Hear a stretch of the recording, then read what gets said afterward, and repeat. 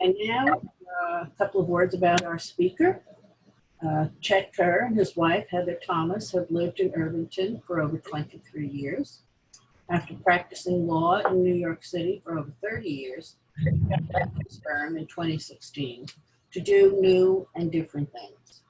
He currently teaches, works on civil rights issues and criminal justice reform, leads the Pollinator Project, and serves on several boards, including the Greater Irvington Land Trust, the Lawyers Committee for Civil Rights, and to our great benefit, the Irvington Historical Society. So I'm going to turn it over to you, Chet. Thanks, Pat. Pat, I'm going to mute you again, and thanks for that great introduction. And welcome, everybody. The way this is going to work is I have a presentation. I'm going to go through it and talk about the Tiffany and Matthiessen Estate in Irvington and really focus on the gifts to the village that the Tiffanys, the Dunhams, and the Matthiessen families gave to the village over a long period of years. There will be a question and answer session at the end, and hopefully I can answer questions then. Until then, I'm going to keep everybody on mute. So if you could just hold your questions to the very end, that would be great. We start off this first slide, and we'll come back to this map a couple of different times. This is a map done in 1866 of the property that was bought by Charles Tiffany and James Dunham, and I will go into a little bit about who they are. But just to put your perspective on what we're looking at, on the right-hand side, there's a yellow vertical roadway, that's Broadway. And then there's a horizontal yellow roadway. That's the road into Matthiessen Park that exists today, just opposite the entrance to the high school. Over on the left, you'll see the large yellow strip. That is the tracks for the Hudson River Railroad, or today Metro North. And as you'll see, when this map was made, some of the tracks were actually on the middle, in the middle of the river, and not just on land. And that's something we'll talk about as well. So my talk today is really about three families, and they're kind of extraordinary families, and they made an indelible mark on the village while they were here and for many years after, and a lot of their legacy can still be seen in the village today. The Tiffanys, the Dunhams, and the Mathiessens. And these families were incredibly accomplished and known throughout the world. Many of them had very world-famous members of the family. And yet for many years, parts of these families chose to make their home in Irvington, right here in our own community. And each in their own way contributed to our community, and their gifts can still be seen in the village today. And that's what my focus is going to be on. Our story, however, actually starts about 100 miles east, maybe a little more than 100 miles east, in Attleboro, Massachusetts. Starts with a man named Jabez Lewis Ellis, who was born in 1810 to parents Jabez Ellis and Dorothy Draper, to a fairly well-to-do family in Attleboro, Massachusetts. Jabez's aunt, Chloe Tingley Draper, married Comfort Tiffany, who also grew up in Attleboro, Massachusetts. And they decided to leave Attleboro and move to northeastern Connecticut. And Comfort Tiffany originally was in the grain business, but then after being very successful, he opened a store in his small little community. Their oldest child was Charles I Tiffany, who was born in 1812. And that made Charles Tiffany and Jabez Lewis Ellis cousins, because their mothers were sisters. And that makes a connection between, as you'll see as it weaves through this story of people. And in 1841, Jabez Ellis joined as a partner with his cousin Charles Tiffany and his other partner John B. Young to form Tiffany, Young, and Ellis, which was a fancy goods and stationery store in New York City. Now, Charles Tiffany and John Young, who was an old, longtime childhood friend, had actually started their business 4 years earlier in New York City under the name Tiffany and Young, using a loan of $1,000 from Tiffany's father. Charles Tiffany had decided early on that northeastern Connecticut was not where he wanted to be. He wanted to go to New York, but they needed capital. And John Young's father was not willing to give it to them, but Tiffany's father was. And in 1837, they opened their first store at 259 Broadway, kind of opposite where City Hall is today. And they focused on items from Asia and Europe for all the new kind of wealth that was coming to New York at the time. And this is a quote from a book about Charles Tiffany. The store was stocked with saleable merchandise, choice and novel objects and bric-a-brac, Chinese goods, then very popular, Japanese paper mache and terracotta wares, umbrellas, walking sticks, desks, dressing cases, cabinets, fans, fine stationery, pottery, fancy articles, and curiosities of every description.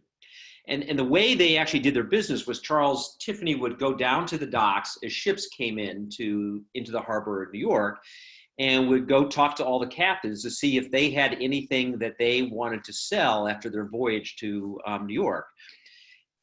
He was very good at getting kind of odds and ends that he would then place in his store, sometimes on commission, sometimes not, or on contingency, excuse me, and sometimes not. But it was a slow start, but they slowly began to build a clientele. At the time, their store was a little further north than the main shopping district in Manhattan, which is a little further south on Broadway. But I think out of their good business sense and the quality of what they were able to put in their store, they quickly became relatively successful. When Jabez Ellis, Charles Tiffany's cousin, decided to become a partner in this new business, and he actually added some capital, and he had some European connections, and Tiffany decided on a new strategy, a new way to find goods to sell in the store. Instead of just going down to the docks and finding captains and taking what he could find coming off the boats, he was going to travel to Europe and build relationships directly within the old European jewelry markets, which was basically the aristocracy in Europe at the time. And over the next several years, Tiffany's partner, John Young, would travel to Europe every year. He would purchase high quality jewelry from the old aristocratic members of society in England, Italy, and France, and then bring those jewels back to New York for sale in the Tiffany store. Charles Tiffany also took a different approach to how he looked at things in his store, and he actually put prices on everything, which was a very new and innovative way of doing it, because it used to be you walk into a store, you'd have to barter for everything.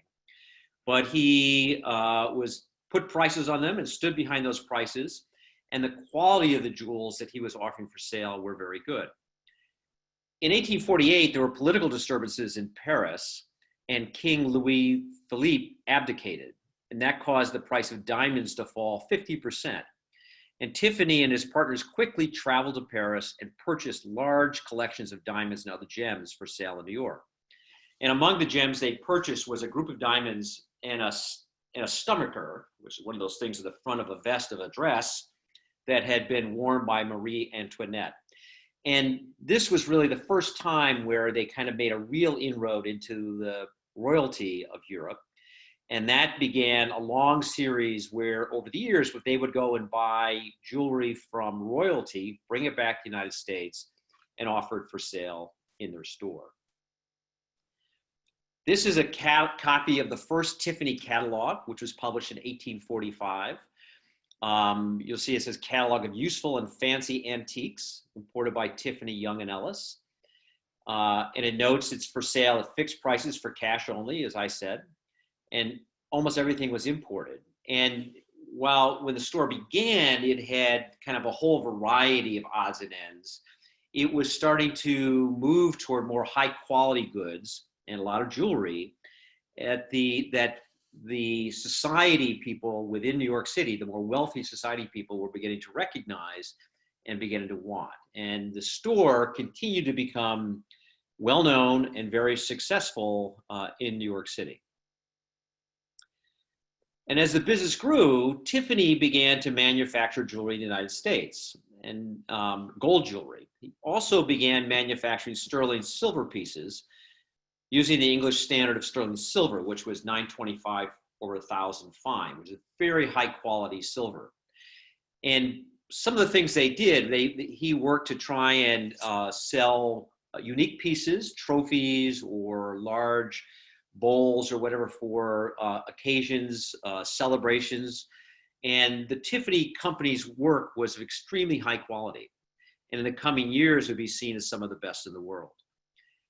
Now, with the expanded growth of the business, some changes came in 1853. Charles Tiffany's boyhood friend and partner, John Young, inherited a lot of money and decided to retire. And then Jabee Ellis, who was older, also decided to retire. And Tiffany changed the name of the firm just to Tiffany and Co. And this is a picture of Charles Tiffany at age 41, which was in 1853, at the time where he embarked and made up his own company of just Tiffany and Co. Now, for those of you who are at our presentation we did about a month ago, you know that at this same time, in the late 1840s, early 1850s, there was transformations going along the Hudson River that had a big impact on the community today we know of as Irvington.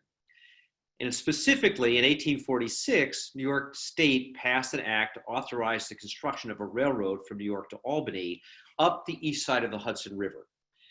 And this had been a long time in planning. It was by no means clear it was going to be successful. At that time, there was a tremendous amount of steam traffic and boat traffic up and down the river, and it was felt that the railroad could never compete with that. But there were early investors who thought this was really the way to go. Railroads were kind of the growing business. There's a lot of wealth in railroads. And one of the first investors was a man named Fortune White, who in 1845 purchased the northern section of the old Dutcher farm, which was just to the north of today's Main Street in today's Irvington. William Dutcher had been a farmer that had purchased his farm, about 245 acres, right after the Revolutionary War. He, in 1817, had sold the southern half of that farm to Justice Dearman, and that southern part of the farm was where the central part of Irvington came today. And then Fortune White, in 1845, purchased the northern section of the farm. Now, I'm not so sure Fortune White was really that interested in farming. I think he was really more interested in positioning himself to convince all the local landowners to sell their property, or at least a strip of property along the Hudson River, so they could build a track bed for this new train. And that those right-of-ways and the construction of the track bed began in from New York City to Beacon in July of 1847. And this is just at the time in New York City that Tiffany's store was kind of coming into its own.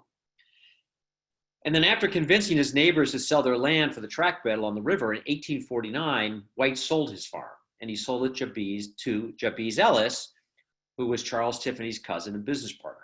And that made the connection up along the Hudson River to the folks that are in our story. Now, Jabee Ellis had really a very unsuccessful try to become a country gentleman farmer. At this time, the new wealth in New York City was looking at the Hudson River Valley as their kind of place to buy large summer estates and move up there with their families for the summer, largely to escape the city, where there are often cholera epidemics and malaria epidemics, yellow fever epidemics during the summer in the city. And so they were buying up these large farms, and I think Jabee Ellis, that was his plan as well. But he quickly ran into money problems, and by the mid-1850s, he was facing substantial financial problems. And then in 1857, he sold his farm to his brother, Ira Ellis, who was a shoe store owner in Pawtucket, Rhode Island, who then immediately resold the farm the next day back to Ellis's wife, Olive Bacon Ellis. And this process of moving and selling through intermediaries large pieces of property to spouses, often wives, was a very common practice at the time. It protected the property from the husband's creditors. And as you all probably know, ownership rights between husband and wife were very different at the time. But if a wife owned something in her own name, husband's creditors couldn't get at it. So I think, although I'm not entirely sure, but I believe this was an effort to protect this large piece of property from Ellis's creditors. Over the next several years, Ellis and his wife borrowed money from a number of sources, including Charles Tiffany, and they heavily mortgaged their farm.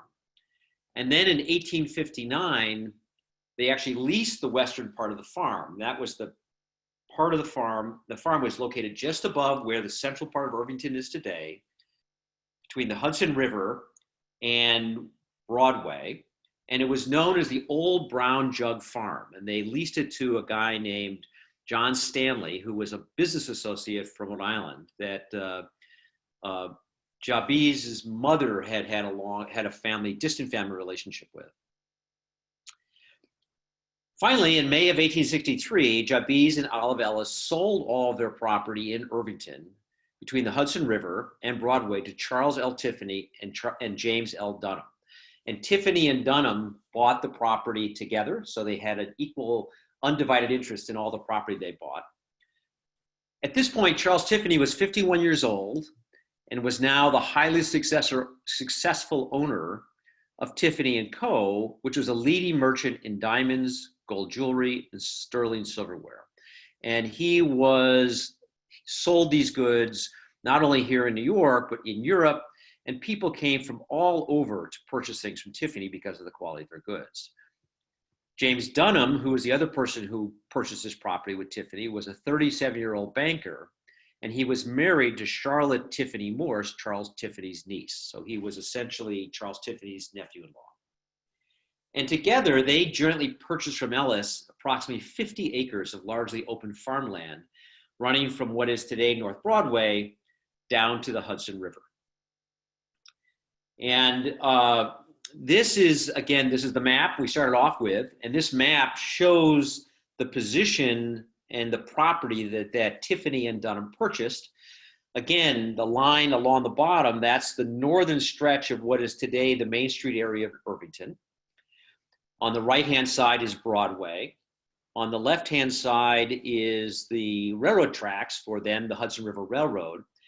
And as you can see, part of the land they purchased extended onto the west side of the tracks as well. And that, as we'll later learn, is what is today we think of as Matthiessen Park.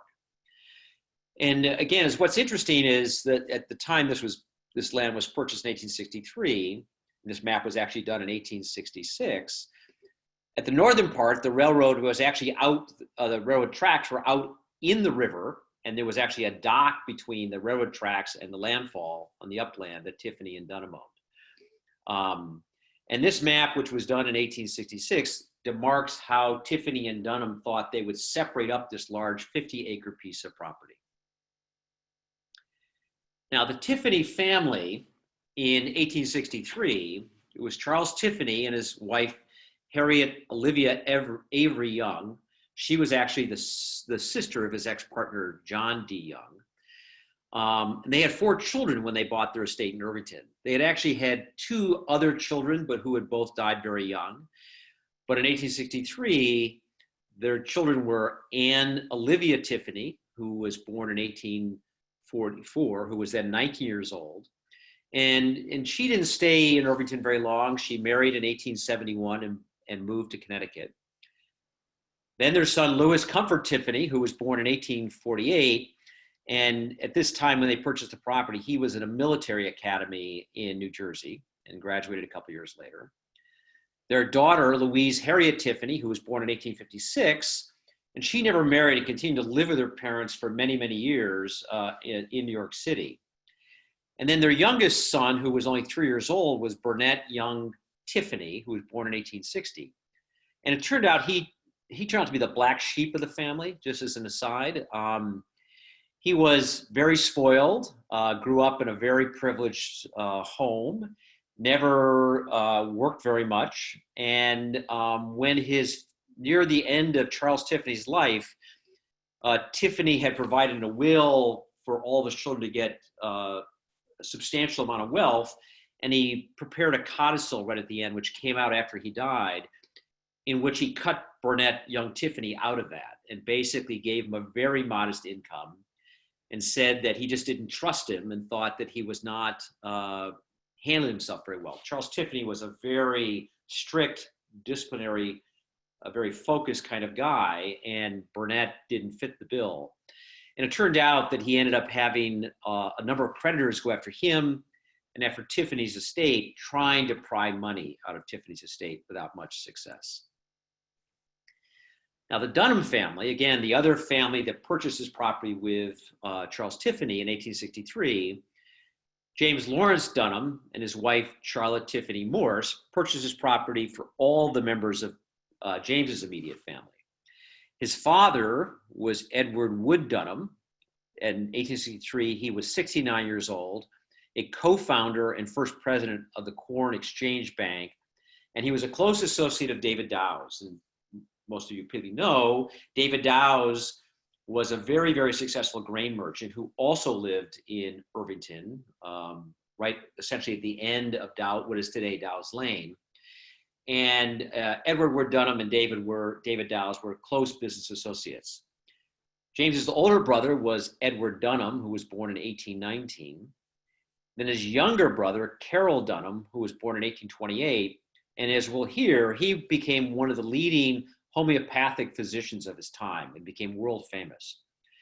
And then James' younger sister, Anne Lawrence Dunham, who was born in 1832, she married Samuel Colman, who was an American painter, well known in the Hudson River School. And going back to James's older brother, Edward, I really don't know much about him. He got married. His first wife died after about 2 years. He got remarried. His second wife died after another year. Didn't have much success with his marriages. And he ended up moving away and not staying in Irvington. So after Tiffany and Dunham bought the estate, they quickly divided it up. And so what happened was, you'll see the number 2, looks like number 11, but it's number 2. That parcel, which was about 13 and a little under 13 and a half acres, the Dunhams sold all of that to Charles Tiffany, and Charles Tiffany built a large house at the end of this long driveway, which led out to Broadway to the right. The parcel that was south of that, which was parcel number 3, was sold to James Dunham. Then he split that up. And the parcel on the east, that smaller parcel surrounded in blue, he sold to his father, Edward Dunham, but with the agreement that not only Edward Dunham, but all the family would have ownership interest in that house, and they all could use it. So all of his brothers and sisters as well. And then James Dunham had the parcel to the left between the railroad and Edward Dunham's parcel. And this map, which is shown in 1866, shows the houses that the Dunhams built and the large house that Tiffany built. And as we'll talk, those 2 houses that were built by James Dunham and Edward Dunham are still here in Irvington, in Matthiessen Park, and you can see them today. Beautiful old homes. So let's focus on the Tiffanys if we can. Charles Tiffany, like other very wealthy New Yorkers, Charles and his wife used their estate in Irvington largely as a summer retreat for their family. Yet Charles Tiffany took an active interest in the village and used his influence and wealth to help build the community over a course of many years. And that's kind of what I want to focus on, kind of the way that both Charles Tiffany and later his son Louis Tiffany made their mark on the village. So again, for those of you who were at our presentation last time, you know that in 1869, 2 other members of the community, John Williams and Frederick Guiteau, purchased a lot on the northeast corner of Main Street in what was called F Street, which is today North Ferris, for the Mental and Moral Improvement Society of Irvington, New York. And they established the Athenaeum, which was one of the first circulating libraries in Westchester. Now, John Williams at the time owned a large estate on North Broadway, on the east side of Broadway, essentially where Riverview Road and Circle Drive is today. And Frederick Guiteau owned a large estate along South Broadway, again on the east side, just a little north of Harriman Road.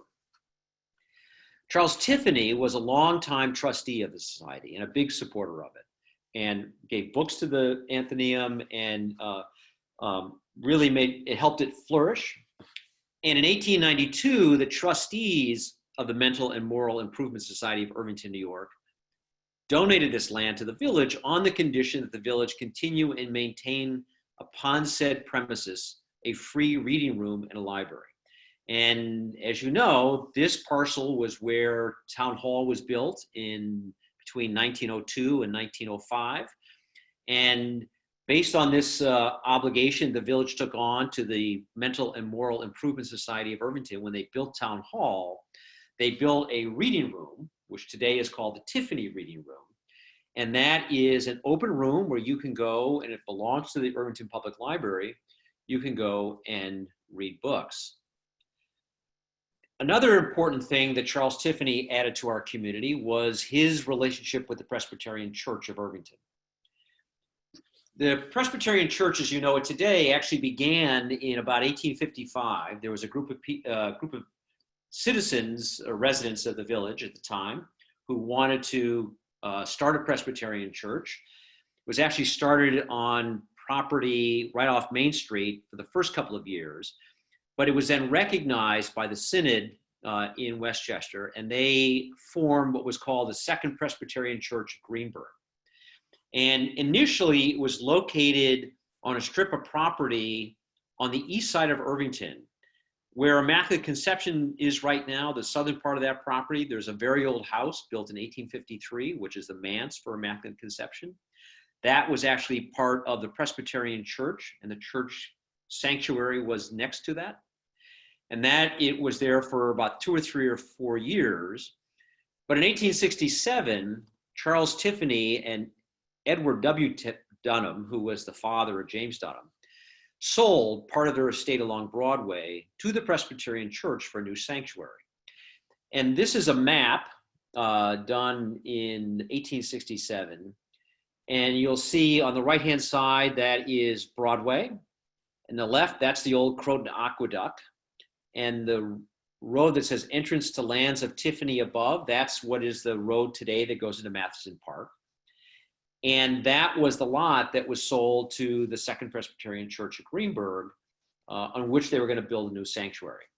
And in fact, Charles Tiffany and Cyrus Field, Jay Gould, and George Morgan, who were all well-known members of the community, contributed $53,000 to cover the cost of building this new church sanctuary. And it was designed by James Rennick Jr., who also designed St. Patrick's Cathedral and Grace Episcopal Church in New York City. If we just stop for a second, you'll see right below this parcel for the Second Presbyterian Church, they sold that parcel to Edmund Kaufman Jr. Now, Edmund Kaufman's father had been a land speculator and developer right around late 1840s, early 1850s, and had bought a lot of property up by where Sunnyside and Broadway intersect and sold it off to create some very large estates. His son, Edmund Kaufman Jr., was a lawyer, and he purchased this property. He knew Tiffany very well and actually represented Tiffany in some litigation. That property he ultimately sold to William McVicker, who was John McVicker's son, and who was the pastor for the St. Barnabas Church, and that is now part of the property for St. Barnabas Church in Irvington. So I want to talk a moment about Louis Comfort Tiffany, and who kind of also found his own connections to Irvington. As I said, in 1863, when Charles Tiffany, his father, purchased this estate in Irvington, Louis was in military school, a military academy in New Jersey. He had gone to a couple different schools, was not a very good student, was not very interested in it. And his father, who was a strict disciplinarian, had sent him off to military school with the hope that that would kind of straighten him out. He hated it. He did not want to be at military school.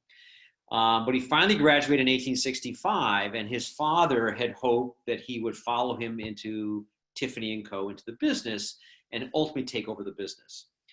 But he had no interest in joining his father's business, and instead wanted to become an artist. That was really where his love was. And so instead, he enrolled in the National Academy of Design in New York.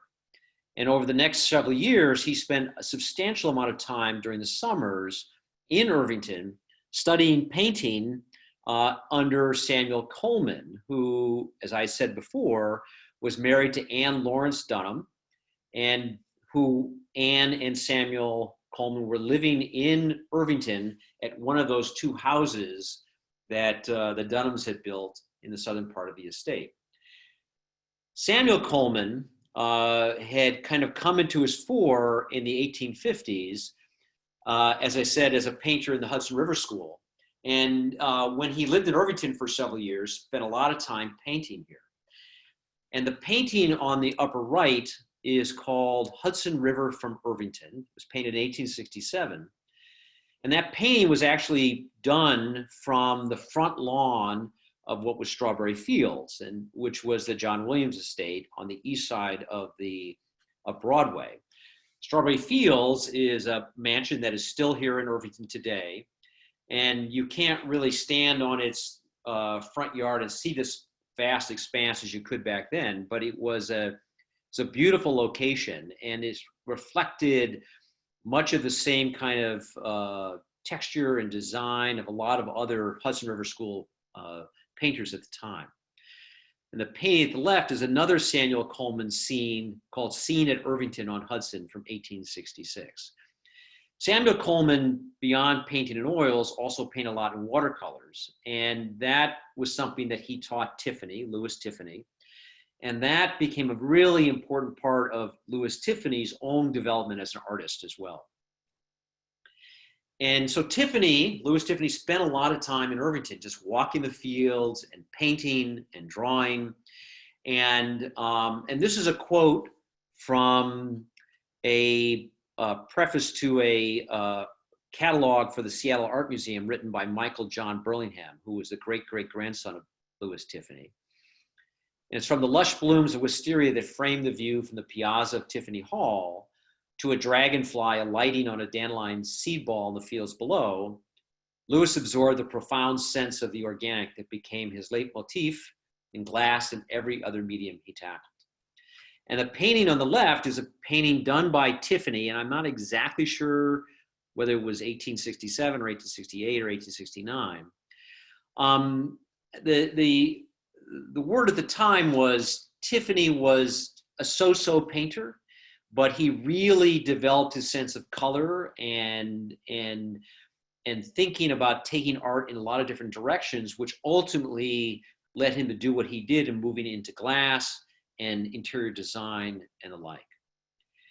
And in fact, in the 1870s, he became interested in glassmaking and in design, and joined with three other people, one of which was Samuel Cohen, and then Candace Wheeler and Lockwood DeForest, to form Louis Comfort Tiffany and Associated American Artists, and focusing on designs of wallpaper, furniture, and textiles. And they were essentially kind of the precursors of today's artists who became interior designers.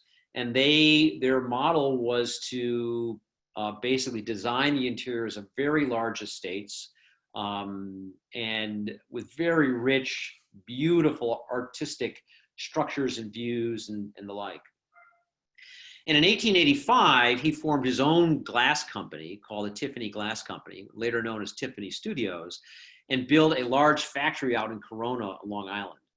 And he ultimately ended up in Long Island. He married a woman who was from the North Shore of Long Island, and he built a large 95-acre estate called Laurelton Hall, where he put all this into work. It's apparently an absolutely gorgeous place, very, very beautiful, and very, very well known. When Irvington Town Hall was built, as I said, in between 1902 and 1905, because of the requirement from the Moral and Mental Improvement Society that there had to be a reading room, that had to be put in the town hall. And Helen Gould, whose husband Jay Gould owned Lyndhurst, just north of here, she commissioned Tiffany Studios to create the Tiffany Reading Room. And the Tiffany Reading Room still serves our community today, and a real legacy of how the Tiffanys and what they did now more than 120 years ago still is something that we can take advantage of in our community. And this is a picture of the renovated Tiffany room. It was renovated, I think, 10 to 12 years ago and redone, and it's absolutely beautiful. It's kind of locked up right now because things are shut down for COVID. But when things open up, it's a beautiful place to go and sit and read on an afternoon. And there's some really beautiful elements to the Tiffany room. On the upper left, you'll see some of the lamps that were designed by Tiffany that still hang in the Tiffany room. And then in the middle, there's a chandelier that has Tiffany lamps hanging from it as well. And then some of the mosaics on the walls and quotes that Tiffany placed around the room, very famous quotes. It's really a spectacular place and a real gem that all of us today really can enjoy. Another thing that Louis Tiffany did for our community was in 1912 to 1913, the Presbyterian Church of Irvington decided to redo its sanctuary. And as I said, Charles Tiffany, Louis Tiffany's father, had contributed to the construction of the original church, and now Louis Tiffany oversaw the renovation of the interior of the church sanctuary. And he personally redesigned and created the 185 blue, green, and amber stained glass windows in the church, which he had attended as a young man. And he designed the windows in an entirely abstract mode with absolutely no reference to the scriptures, which was very unique for the time and very unusual, but very, very beautiful. And it's really they're really a beautiful place to go and see. Now, actually, Tiffany touched many places up here throughout the Hudson Valley and nearby in Irvington. And that long relationship lives on in something called the Irvington Hudson River Tiffany Trail, which is a joint project of the Village of Irvington and the Hudson River Valley Greenway, which is a state agency.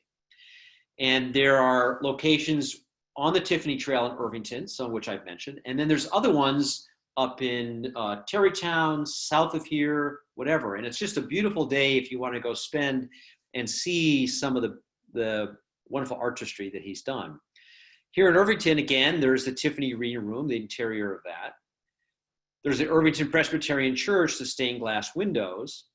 The Church of St. Barnabas also has stained glass windows, two small windows in the church itself. And in the Irvington Public Library, there are Louis Comfort turtleback lamps, which hang in the main reading room and in the children's reading room as well. In this slide on the left is one of the stained glass windows in St. Barnabas. It's called The Descent of the Holy Spirit, very well known, and it was donated by the Crisfield family to the church. And then the window on the right was a Tiffany window from the Rockrom Castle, which was the large castle owned by Beltzhofer, where Halsey Pond was. That was a gigantic 3-story castle that was there for many, many years. It eventually burned down, I believe, in the 70s.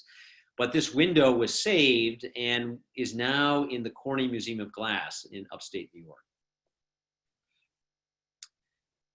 So we've talked about the Tiffanys. Let's focus a little bit on the Dunhams, because they were also an interesting family and left their mark on Irvington as well. The relationship between the Dunham family and Irvington actually began before Charles Tiffany and James Dunham bought their jointly owned estate just to the north of the village in 1863. James Dunham's younger brother, Carroll Dunham, was a graduate of Columbia University and of the College of Physicians and Surgeons in New York.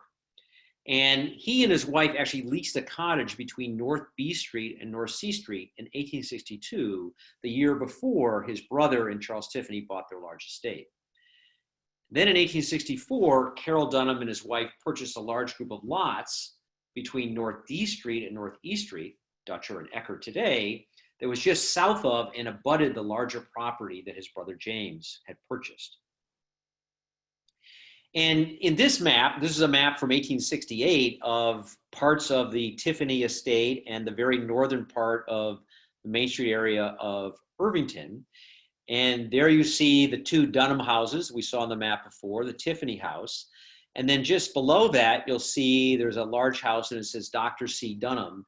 That's where Carroll Dunham and his wife, Harriet, bought their property, and it was kind of connected to the rest of the Dunham property. So it made this kind of Dunham compound. This kind of shifted around for the Dunham family. In 1866, James Dunham conveyed his parcel, which was on the left-hand side, to his father. And then 2 months later, conveyed all the rest of his interest in the Tiffany Dunham estate to his father.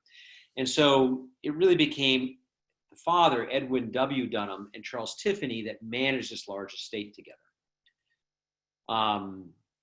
Edward Dunham died in 1871, and his children, actually Edward Dunham, James Dunham, and Carroll Dunham, and Anne Dunham, had to decide what to do with his property interest that was shared by Tiffany. One of the first things they did was sold a slightly over 3 acre sized parcel, which extended north from East Street and F Street into the Tiffany and Dunham estate. And this map is, if you look at that arrow on the right-hand side, that's the arrow pointing north. And this map shows as if F Street and E Street had been extended into the Dunham estate. The road, the entrance road on the left, that's Matthiessen Road. So this is as if what had been the small lots in the village extended up. And this turned out to be a big dispute between the Tiffanys and the Dunhams, because Tiffany had actually hired a broker to buy this parcel from the Dunham estate. But the broker, according to Tiffany, the broker screwed him by selling it at a lower price to a family called the Bowermans. And Tiffany claimed the broker had done that because the Bowermans were going to separate it into these smaller lots, basically extend the Main Street area up into the Tiffany estate. And this broker is going to make a lot of money out of all that. Tiffany ultimately settled with Bowerman and purchased this back, and these set of lots were never developed. But it caused a bit of a schism between the Dunham and the Tiffany families at the time. Ultimately, the Dunham children slowly transferred what had been their family's remaining interest in that large 50-acre estate that Charles Tiffany and James Dunham had bought in 1863, and they basically transferred it all to Charles Tiffany. Tiffany also purchased land going out into the Hudson through a series of actions by the Land Patent Office in New York. At the time, New York State was selling property underwater out into the Hudson River with the goal of allowing adjacent landowners to build docks and increase commerce. And Tiffany bought all that going out about 100 yards into the Hudson. And from that point forward, Charles Tiffany and his family continued to use their estate, about a 50-acre estate, as a summer retreat until Tiffany's death in 1902. Among the Dunham family, however, it was Carroll Dunham and his wife Harriet Dunham who decided to stay in Irvington, and they did that on their property that they had bought between D Street and E Street. Now, Carroll Dunham, who was James Dunham's brother, was trained as a physician of traditional medicine, but he turned to homeopathic medicine and became an international leader in this field. And the reason why is after medical school, he traveled to Europe just to when you were young and you finished college, your parents send you off to Europe for a year or two. And in Dublin, he received a dissecting wound, which became affected, and he was very, very sick. And he was treated with the aid of homeopathy by taking lacheus, which is the venom of the bushmaster snake. And he was cured, and he thought this was a miraculous cure. And he then went on to the continent and studied under a Dr. von Boninghausen and became a leading practitioner of homeopathic medicine. And returned to the United States, he became the dean of the New York Homeopathic Medical College and recognized as a leader in the field. And this was a big deal for Irvington at the time, to have this leading medical practitioner and somebody who was known around the world living right in their community. So I didn't know what homeopathic medicine was before I began doing all this research. And what I've learned is a system of alternative medicine which was created in 1796 by Samuel Hahnemann. Its practitioners believe that a substance that caused symptoms of a disease in healthy people will actually cure the disease in sick people. And it's using a doctrine of similia, similibus, curentur, or like cures like. And so the way you make homeopathic preparations, which are termed remedies, you take a substance that creates this, a symptom, and you dilute it substantially, either in water or alcohol. And it's diluted repeatedly until it's almost none of it's left in the dilution. And while you're doing that, homeopaths hit and shake the product so the dilute remembers the original substance. Homeopathic medicine was practiced widely throughout Europe and the United States in the late 19th century, but it's largely discredited today here in the United States. It is still practiced in other parts of the world, but today it's not recognized as a part of the medical profession. Generally, people still do it. But at the time where Carroll Dunham was a leader in this field, it was a very big deal that he lived here in Irvington. And Carroll Dunham and his wife, Harriet, became leading citizens in the community. Their son, who was called Dr. Carroll Dunham II, followed in his pathway and also became a homeopathic doctor. Carroll Dunham II and his brother, Edward Kellogg Dunham, each married the daughters of David Dows, who had been the business associate of their grandfather. And that cemented them both into the Irvington community even further. Edward Kellogg Dunham and his wife eventually moved away and started summering up in Maine. But Carroll Dunham and his wife, Margaret W. Dows Dunham, basically settled here in Irvington and became leaders in the community. And in 1889, they purchased Hillside, which is a part of the old Barney estate along South Broadway, which is a large estate on the west side of South Broadway, just below Main Street. And this is a picture of their Hillside mansion. And this, if you recognize it, was served as the headquarters of the Foundation for Economic Education, Inc. for many, many years in South Broadway. And for those of you in the community now, you know that that large house was torn down 2 years ago, and this property is now being converted into very luxurious condominiums.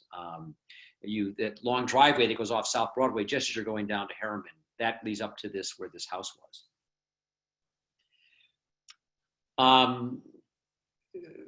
Part of what Dunham's impact in the community, it turns out that in the 1880s, there were gangs in Irvington, and there were rival gangs there's a gang at A Street and a gang at D Street, and they would get in fights along Main Street all the time.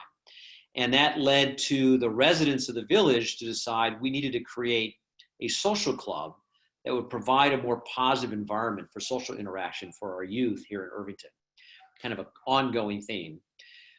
So after forming in a blacksmith shop in North Dearman, this new club, which was called the Irvington Pastime Club, quickly became the social center of the community. And this is the green is from the Constitution of the Pastime Club. The object of this club shall be to promote social intercourse among its members, to provide them with the conveniences of a clubhouse, and to afford them opportunities for intellectual and physical improvement. Now, membership in the club was limited to white male persons of the age of 18 years and upwards. And this club continued to operate in Irvington for more than 60 years, into the period after World War II. Now, the Dunhams were long supporters of the Irvington Pastime Club, and Carroll Dunham and Margaret Dunham, after they had purchased Hillside, they had to dispose of what had been their parents' property between D and E Street. And they sold some of it, but they leased part of the property at 31 North Ecker Street to the Irvington Pastime Club as the clubhouse. And this picture on the left is from 1891. It's the first members of the Pastime Club at the time. And the picture on the right is the front of what was the clubhouse on North Ecker Street. And in that clubhouse, in the basement, there was a bowling alley that was built. And this became kind of a center of social activities in Irvington for many years. This house is still here in Irvington on North Ecker Street. This is how the house looks today. I actually don't know who owns it, but it's still there. And this was where the headquarters of Pastime Club was. So as I said, Carroll Dunham and his wife, Margaret W. Dows Dunham, were acclaimed leaders in the Irvington community for over 30 years and really contributed back in many, many ways. Dr. Dunham served on the Board of Education for many years. He was on and sometimes ran the Sewer Commission for many years at a time where the community was building sewers all throughout the community. It was a very, very big deal. Mrs. Dunham ran the Westchester Children's Association for many years, which was a philanthropic organization providing support for wayward kids that came from broken families. And it gave them housing and education and was an important part of the philanthropic community throughout the county. Apparently, Dr. Dunham was a gifted pianist, and he would constantly lead sing-alongs and songs either at his house or at various events around the community. He's very famous for holding concerts and dances. And during World War I, he ran the War Savings Program in Irvington, and they turned their home at Hillside into a hospital ready for governmental use. When Dr. Dunham passed away in 1922, there were several tributes published in the local paper describing him as Irvington's most valuable citizen and describing his deaths as a direct blow to the community. And while his wife, Margaret W. Dows Dunham, moved away down to New York City in 1923, she would come back up to Westchester on a very often basis to work with the Westchester Children's Association, but also to kind of reconnect with the community. And again, it's just a reflection of that connection from when his uncle, James Dunham, had purchased this property with Charles Tiffany in 1863, running for the next basically almost 60 years, while the Dunham family continued to have a big influence on our family.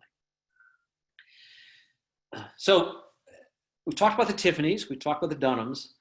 Let's talk a little bit about the Matthiessen and the Mathiessens and Irvington. And I'm going back to the original map that shows from 1866, which shows the property purchased by Tiffany and Dunham. And in the north part of that, you'll see it says the lands of John Duncan. And that parcel there was an 18-acre parcel that extended from the Hudson River out to Broadway. In 1870, Helen Duncan, the executrix of the last will of John Duncan, sold to Emma Matthiessen an 18.194 acre parcel just to the north of the Tiffany Dunham estate. So that was the property right there. And so this is a map from 1872 where you can see the juxtaposition of the Tiffany and Dunham property and the Matthiessen property. And the woman who bought it, Emma Boyles Matthiessen, was the wife of Franz Otto Matthiessen. Now, this leads to who Franz Otto Matthiessen and the Matthiessen brothers. And Franz Otto Matthiessen had moved from Chicago to New York in 1863 to start a very large and successful sugar refinery in Jersey City, New Jersey. And it's interesting, I was doing all this and I got a message from a Terry Sweetman who said that her great-great-grandfather, William Sweetman, was a gardener who had immigrated from Tipperary. And his first employer was Franz Matthiessen on this estate. He worked there for about 3 years. And then he went on to work at the Barney estate for the next 45 years or so. So real connection to this old part of Irvington. In 1887, Franz Matthiessen transferred his company to and became one of the trustees for the American Sugar Refining Company, also known as the Sugar Trust. And for many of you know, in the late 1800s, several large industries formed these large, enormous trusts that basically were tremendous monopolies and controlled, in this case, 70 to 80% of the sugar refining business in the United States. And at one point, Franz Matthiessen personally controlled all of the shares of the Sugar Trust, worth millions and millions and millions of dollars. And this was ultimately, these trusts were ultimately broken up in the early 1900s. But for a while, Franz Matthiessen controlled much of the sugar refining throughout the United States. He eventually had a falling out with one of the other trustees, which one of the principal ones was William Havemeyer. And for those of you who know the Havemeyer name, a distant relative of William Havemeyer, a man named John Havemeyer, ultimately purchased property in Ardsley Park and up by the Artistry Country Club, and it was had a long member in our community as well. Now, Emma and Franz Matthiessen had a young son who died as an infant. And then they had a daughter who died in Italy at the age of 20, just before she was supposed to get married. And kind of a very sad story. Their daughter, Helen Matthiessen, turned 18. And again, your parents decided to take you to Europe for a year just to introduce you to society. And they went over there, and when they got to Rome, she met a Prince Borghese, who was this very dashing Italian prince. And she fell in love with him. He wanted to get married to her. And Franz Matthiessen was very concerned that he was a gold digger and just trying to get at their money. And so he said, I'm not going to allow you to get married right now, but we're going to go to Paris. And if you come to Paris, I'll let you meet with my daughter again. So they went to Paris. And while in Paris, Helen Matthiessen got appendicitis and died of acute appendicitis. And the reason I said it was a real tragedy for Emma and Franz Matthiessen, and they no longer had any children. And so they ultimately saw their nephews, who we'll talk about in a minute, as kind of their children. And when they came back to Irvington, Helen was buried up in Sleepy Hollow. It was a very big, solemn occasion here in Irvington for Franz Mathiessen's young, beautiful daughter to have died. Now, the other two Matthiessen brothers, one was Arrid Adolph Matthiessen, and the other one was Frederick William Matthiessen. And Arrid Adolph Matthiessen was the owner of a large sugar refinery in Chicago, and for many years, a banker in the firm of August Belmont and Company here in New York City. And August Belmont was a big, big feature in the banking industry during this time, very, very well known. And the picture on the right is of Arrid and his wife.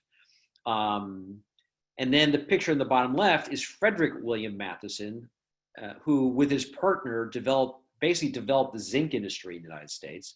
And he later established the Western Clock Company both brothers were incredibly successful, incredibly wealthy, and moved between New York and Chicago on a regular basis.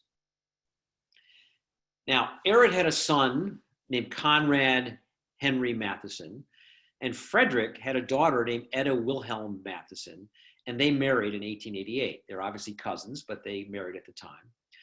And for many years, Conrad H. Matthiessen was the president of the Chicago Sugar Refining Company and the Glucose Sugar Refining Company in Chicago, and of the Corn Products Refining Company in Jersey City, New Jersey.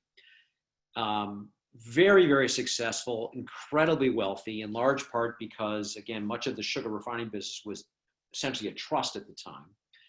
And Conrad and Etta had three sons who are relevant to what happened here in Irvington going forward. Ralph Henry Matthiessen, Conrad Henry Matthiessen Jr., and Arrid A. Matthiessen, all of whom went to Yale and graduates of Yale University. And this on the right, the left, is a picture of the father, Conrad H. Matthiessen, at a younger age. So after the death of Charles Tiffany in 1902, Conrad and Ada Matthiessen purchased all of the real estate at Irvington, Westchester that had been owned at the time of his death by Charles Tiffany between the Albany Post Road and the Hudson River. So essentially, they came in and bought what was a 50-acre estate that had been owned by the Tiffany family, because the Tiffanys had taken over all the Dunham interests. And that included land on both sides of a railroad track, including the land underwater extending out to the Hudson. And several months later, Franz and Emma Matthiessen, who was the uncle of Conrad and Etta, sold their 18 acres of property in Irvington, which was just to the north of the old Tiffany estate, also to their nephew, Conrad H. Matthiessen. And as the result of this, this is a map from 1911 of what became the new Matthiessen Estate in Irvington.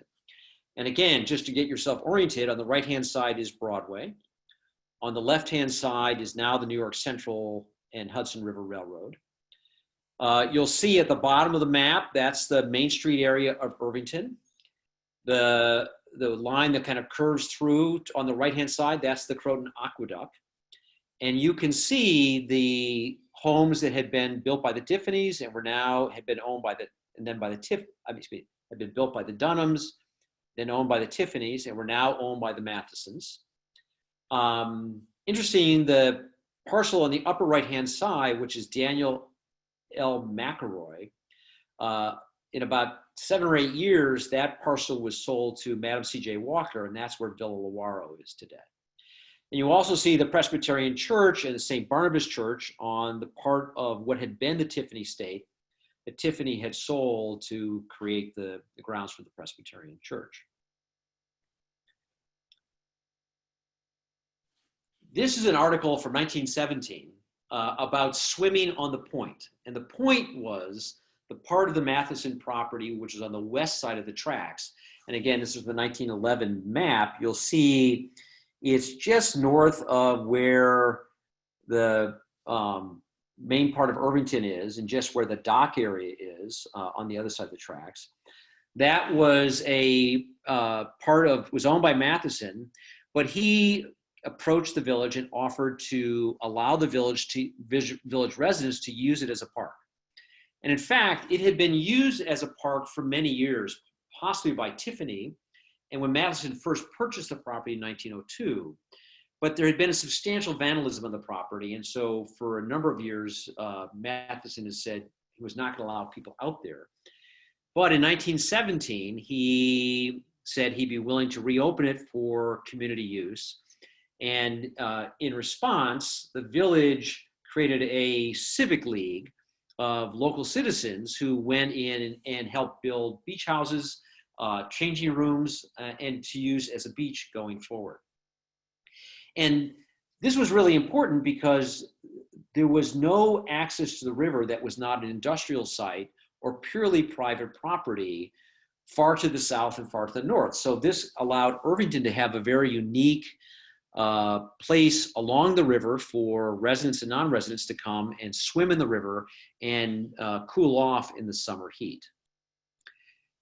And these are a series of articles in the Irvington Gazette between 1917 and 1920, talking about the fact that there were improvements made in the park.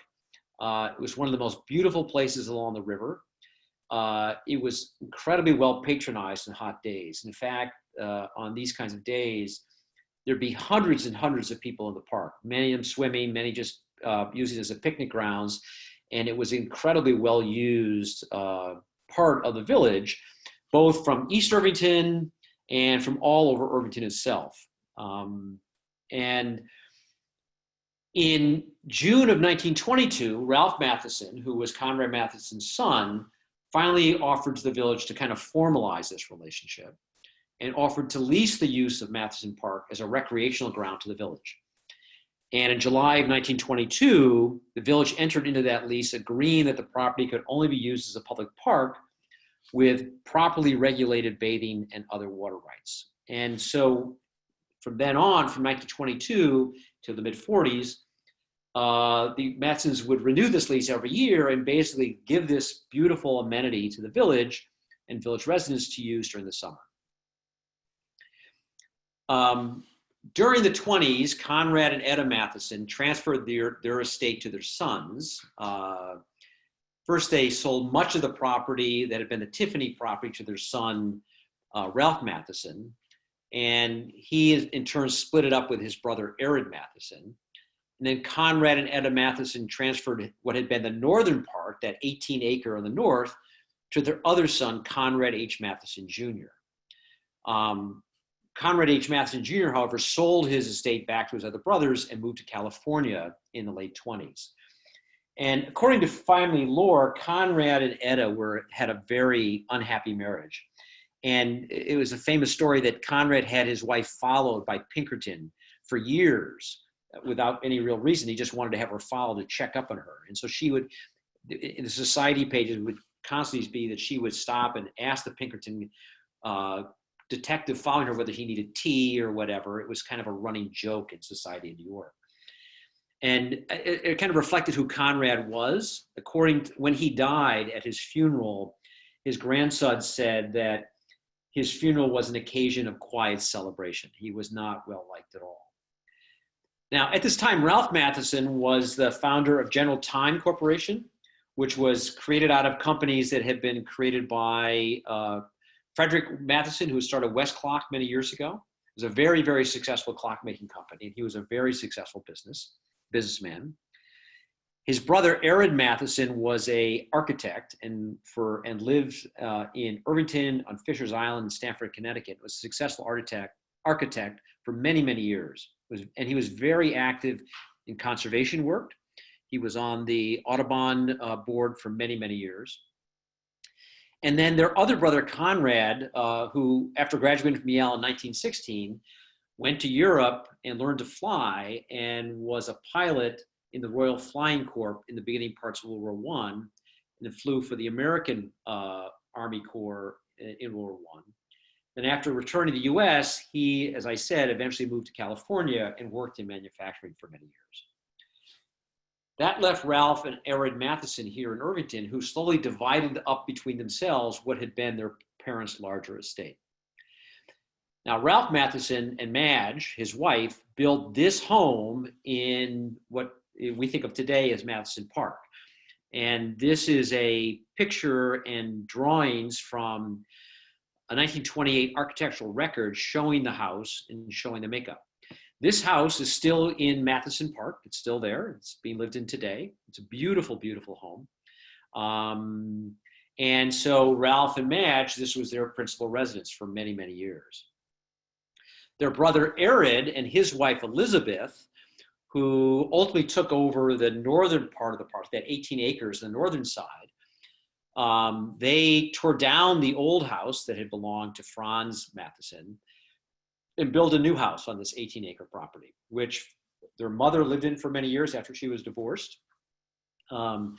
This house, and this is a picture of the house, there's a few trees in front of it, but this is probably taken in the early 60s. This house is also still here in Irvington, and it's a gorgeous, big, beautiful house on the northern part of what is today Matthiessen Park. Now, Matthiessen Beach, as I said, became a real important fixture of the community. And during the late 1920s and 30s, hundreds of people would jam the beach in Matthiessen Park to escape the summer heat every summer. And while the beach was sometimes closed because of pollution, the park continued to draw large crowds. And this is an article in the Irvington Gazette from 1939 that it's the most popular spot in the village. And again, the Mathiessens gave it to the village for free under this lease arrangement throughout this entire time period from 1922 up through the end of World War II. Now, Ralph and Madge Matthiessen ultimately moved to Hume, Virginia in 1942, and he went and raised cattle for the next parts of his life. So essentially what had been the Matthiessen estate was fairly empty during World War II. And in early 1945, in this kind of the post-war planning efforts, a proposal was made by several people in the community to how could they use the Matthiessen estate and could it be sold to industry to rejuvenate the economy here in Irvington. And a plan was put together to sell the Matthiessen estate and their large house, which I showed you the picture of, to Seaboard Surety Company, a large insurance company, which would use it as its corporate headquarters. And the Mathiessens would then gift the beach, part of their parcel on the west side of the tracks, to the village. And the village and the Mathiessens agreed this proposal. And in July 1945, the Mathiessens conveyed the parcel on the west side of the tracks to the village on the condition that its use be restricted to a public park. They sold their part of the property between the tracks, between the train and Broadway to Seaboard Surety Company, which had plans to make that estate into their corporate headquarters. They ultimately chose not to do that. They decided it was not where they wanted to have their corporate headquarters. And in 1947, they sold that parcel of property between the railroad tracks and Broadway to Jane Blondell, who was a very famous Hollywood actress, who at the time was married to Michael Todd. But they got divorced in 2 years, and she sold it, and that sold it off Matthiessen Park, and it was then slowly split into the lots and properties that it is today. This is a map of what Matthiessen Park looks like today from the sky. And again, to get yourself oriented, on the left-hand side, you'll see that strip, that's the train tracks of Metro North. On the right-hand side, you'll see Broadway. On the very south, you'll see the side streets and the small lots of what is a Main Street area of Irvington today. You'll see that in the lower right-hand side, you'll see the Presbyterian church. You'll see the roof of the church.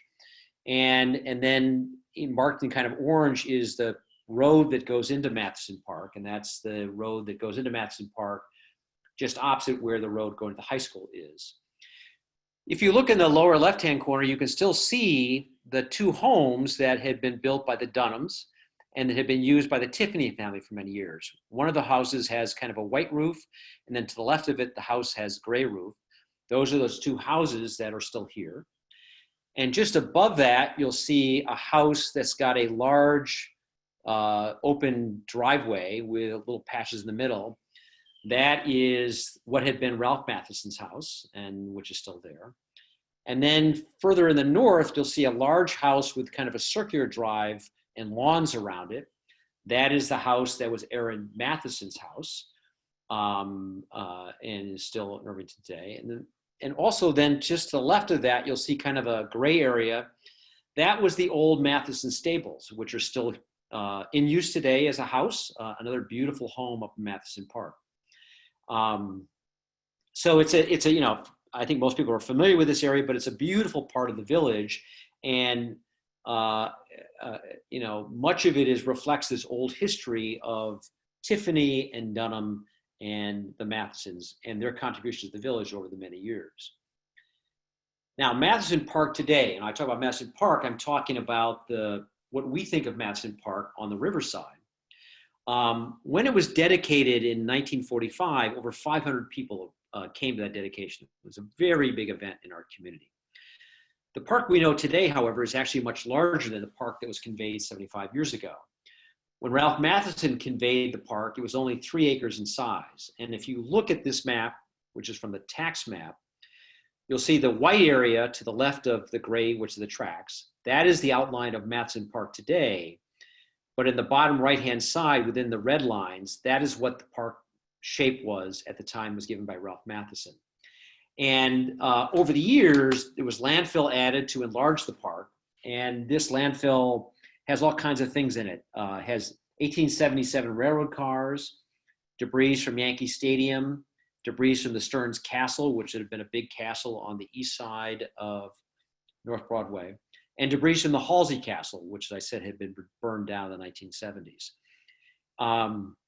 In the very northern part of this, when Seaboard Surety Company sold its land to Jane Blondell in 1947, they also sold that northern parcel back to the village to be used also as the village park.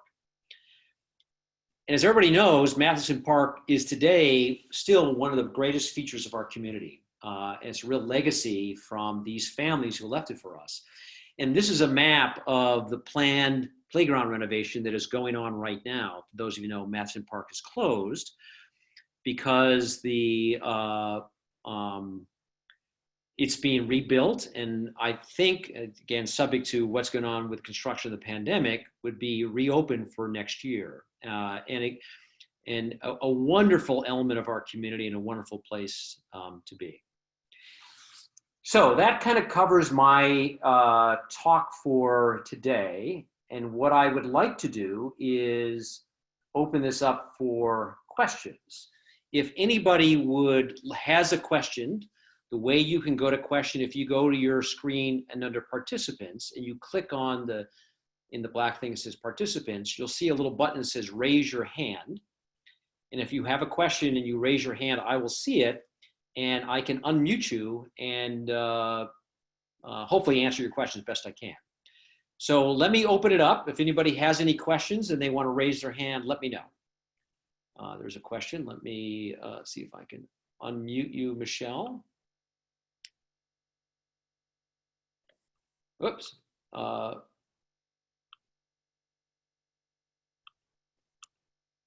second. Michelle, you're unmuted. What's your question? Um, are any of the houses that you spoke about today historical public houses that you can visit? The houses in Matthiessen Park are privately owned, and so I think the answer to that is no. At least I think so. The answer is no. There are other public homes, but none in Matthiessen Park. So the ones that I've spoken about are not available for private visits, as far as I know, unless you happen to know the owners. So they're all private. They're all private. Okay. Okay. Thank you. Okay. I have another question from Aud. Yes, that's me. What happened to the public beach in Matthiessen Park?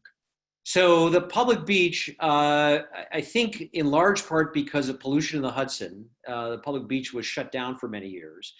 And I think, and again, I'm not entirely sure, but I also think there was some safety concerns. Throughout the time Matthiessen Park was being used by the village, in the newspaper articles, you see articles again about people drowning in the river and things like that. So whether it was because of pollution concerns or whether it was pure safety concerns, I think slowly use of the beach has been restricted. As far as I know, that's what I know. Okay. And one more question. Sure. Was Fargo Lane part of all this, the Matthiessen property or the Tiffany property? So Fargo Lane comes off Broadway, and it was actually just to the north of the Matthiessen property, or Fargo Lane was put in later after Tiffany had purchased the property, and the very northern parcel of what had been Arid Mathiessen's property, that northern 18.5 parcel, that abuts Fargo Lane. And actually that house that was Arid Mathiessen's house is now reached off of Fargo Lane. So Fargo Lane is kind of touches the northern boundary of what this property had been. Thank you. Okay. Other questions?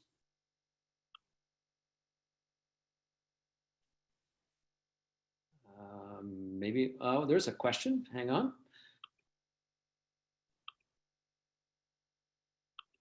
See if I can unmute you, Connie. Connie, you're unmuted. Oh, okay. Well, thank you, Chet. The farmhouse and outbuildings that were the Dutcher, so older than the time period you're talking about. Correct. A couple of us did some walk around that area, and we went down Fargo Lane. I think Veronica, maybe not Veronica, Pat and others, Ginny Reed were here with one of the descendants of the Dutchers, and an attempt was made to determine of the current houses what might have been the remains, or at least the foundation, of those original Dutcher farm buildings and outhouses. Did you discover anything about the subsequent owners and whether or not they actually created their home on top of the original Dutcher home? That I don't know. If we go back to this slide for a second, I'm not exactly sure. I know the Dutcher farmhouse was somewhere within this property. I've never really kind of focused on exactly where it was. One thing I can show you, however, let's see if I can go to another slide. Let me just go down a little bit. I want to show you, get to a map.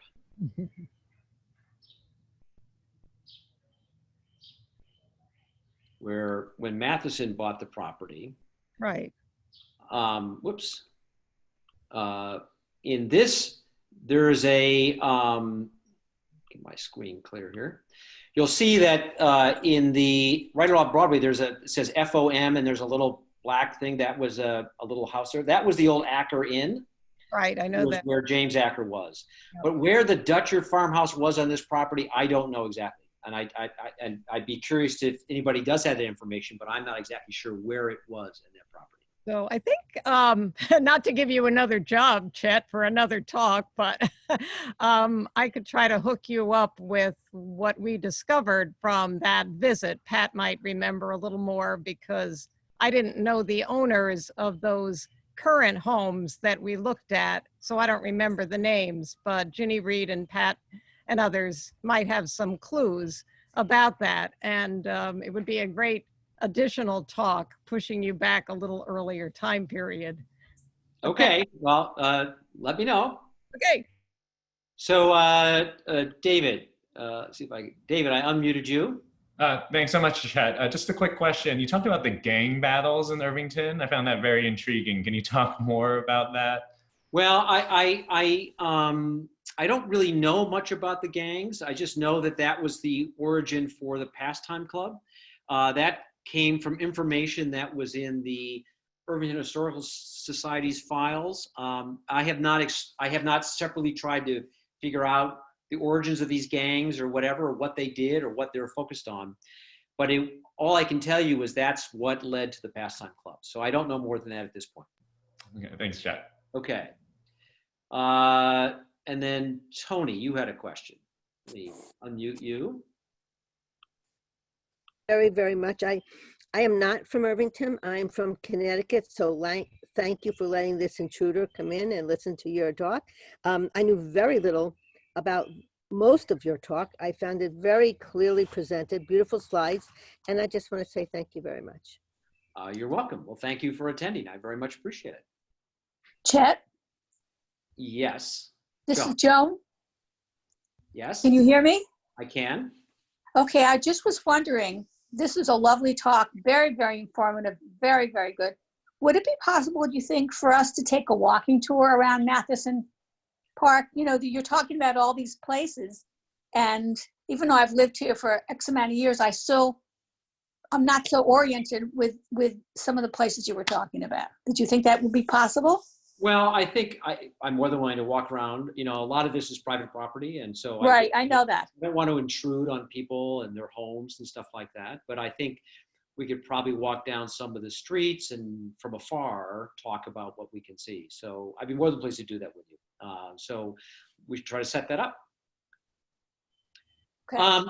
I think we've been going it's 3:30, so I think I'm going to cut it off now. If you have further questions, please feel free to email me and I'll try to answer them as I can. But I just want to thank everybody for attending. One thing I also want to do is tell everybody that we have another talk in about a month, and it's going to be about the Stern property and the fight to save the Irvington Woods, which is what led to one of the most beautiful features here in Irvington, which is the O'Hara Nature Center. And I encourage everybody, if you are interested, to join us for that talk as well. So information will be coming around about that soon. Okay,